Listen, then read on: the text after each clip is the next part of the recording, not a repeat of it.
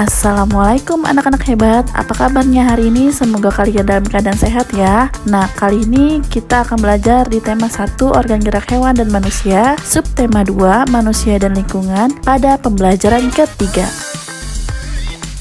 Tujuan pembelajaran hari ini yang pertama, mengidentifikasi nilai-nilai luhur di setiap sila dalam Pancasila. Yang kedua, mengetahui kepadatan penduduk, persebaran agama, dan daerah asal suku-suku bangsa yang ada di Indonesia. Yang ketiga, identifikasi pokok pikiran pada sebuah teks. Indonesia merupakan bangsa yang dikaruniai Tuhan dengan sumber daya alam yang sangat beragam dan melimpah, mulai dari keragaman potensi alamnya sampai keadaan penduduknya.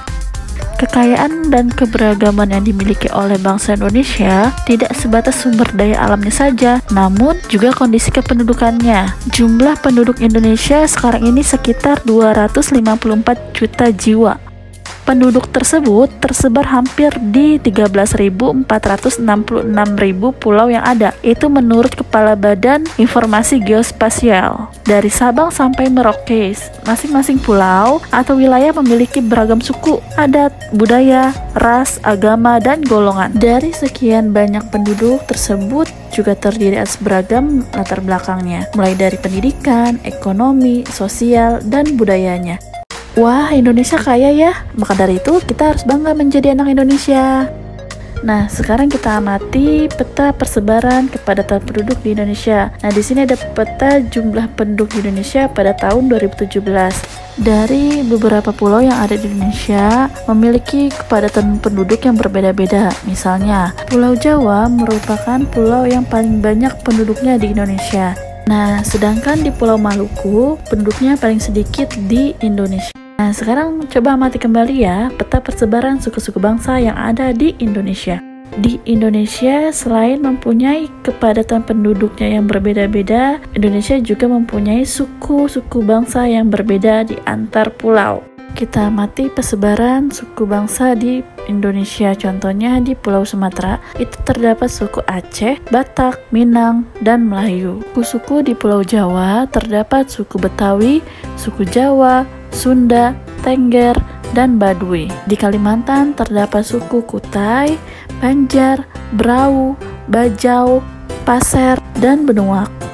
Di Pulau Bali dan Nusa Tenggara terdapat suku Riung, Sikta, Solor, Sau, dan Sumba. Di Pulau Sulawesi terdapat suku Makassar, Bugis, Mandar, Toraja, dan Betong. Di Kepulauan Maluku terdapat suku Maba, Mangole, Manipa, Sawai, dan Wayoli. Di Pulau Papua terdapat suku Amungme, Arfak, Asmat, Bauzi, Dani, dan Kombai. Selain beragam suku bangsa yang dimiliki Indonesia, Indonesia juga mempunyai pakaian adat yang berbeda-beda di setiap sukunya, sehingga menarik para wisatawan untuk datang ke Indonesia. Jadi kita simak kebudayaan Indonesia, terutama baju adatnya.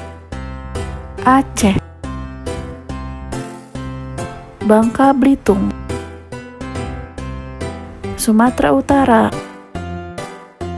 DKI Jakarta, Jawa Barat, Jawa Timur, Bali, Kalimantan Utara, Kalimantan Selatan, Sulawesi Utara, Sulawesi Tengah, Maluku, dan terakhir Papua. Nah, kalian asal suku dengan baju adat mana ya? Dan itu ada juga daerah-daerah persebaran agama di Indonesia. Di Indonesia ada 6 agama yang diakui. Yang pertama itu agama Islam, kedua Katolik, ketiga Buddha, keempat Kristen, kelima Hindu, keenam Konghucu. Yang warna biru itu adalah agama Islam. Kenapa paling banyak? Karena mayoritas Indonesia memeluk agama Islam. Nah, yang paling hampir tidak ada itu agama Konghucu dan Buddha. Namun untuk agama Buddha masih ada yang menganutnya, dan Konghucu juga masih ada walaupun sedikit. Selanjutnya, mari kita baca teks bacaan dengan judul Kerukunan Umat Beragama di Indonesia. Dibaca sampai selesai ya. Nah, setelah kalian membacanya, tentukan ide pokoknya dari masing-masing paragraf dan ditulis di kolom seperti gambar di bawah ini. Setiap sila dalam Pancasila memiliki nilai-nilai luhur yang berbeda satu sama lain. Nah, sila pertama nilai luhurnya bebas memeluk agama dan menjalankan ibadah, rajin ibadah, tidak memasakkan agama kepada orang lain, menghormati orang lain yang sedang beribadah, dan merayakan hari besar agamanya.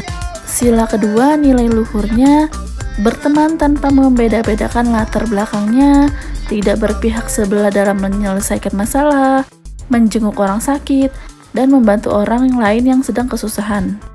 Sila ketiga nilai luhurnya gotong royong, kerja kelompok, mempelajari budaya dari orang lain, mencintai budaya asli daerahnya sendiri, dan mencintai produk-produk buatan dalam negeri.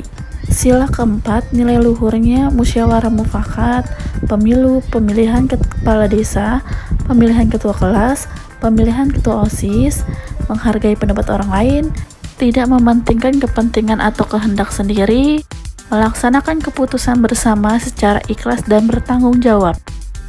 Selanjutnya, sila kelima nilai luhurnya yaitu memiliki kedudukan yang sama di muka hukum, melaksanakan pembangunan, dan menikmati hasil pembangunan nasional secara bertanggung jawab. Pancasila menjadi pandangan hidup bangsa Indonesia.